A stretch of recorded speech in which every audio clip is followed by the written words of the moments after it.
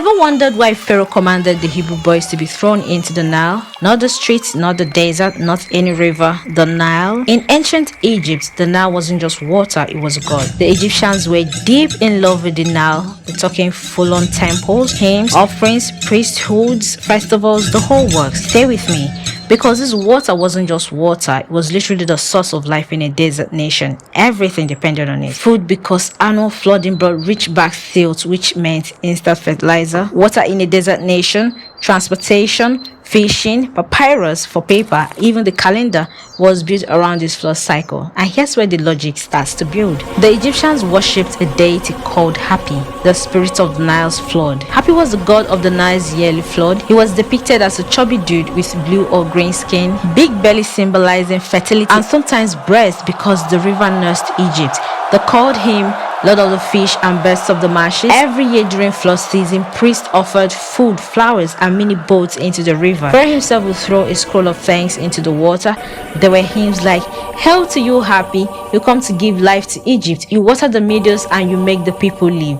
Now, jump to Exodus chapter 1. Pharaoh looks at the Egypts and panics. These people are multiplying too fast, he says. In his mind, they were becoming stronger, larger, a nation inside his nation. So, what does he do? He doesn't just say, kill them. He chooses where to kill them. The Nile. And this is where it gets wild. Throwing the Hebrew boys into the Nile wasn't just murder. He was weaponizing their most sacred life-giving force and turning it into a murder machine. It was Pharaoh saying, the river that populates Egypt will depopulate you, starting from the strength of your populace. Now, here's a twist only God could write. The same river meant to destroy Israel is the river God used to carry the deliverer of Israel into the household of the biggest traitor of the nation of Israel. The water Pharaoh turned into a grave got turned into a highway straight into Pharaoh's palace.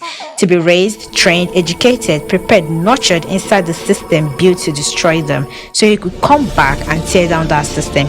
Some plot twist, the Nile becomes a weapon in Pharaoh's hand and a cradle in God's hand. And listen, if this blew your mind even a little bit, do me a favor, hit the like button so this gets pushed to someone who needs it. And if you're new here, please subscribe because the next video is going to be even wilder.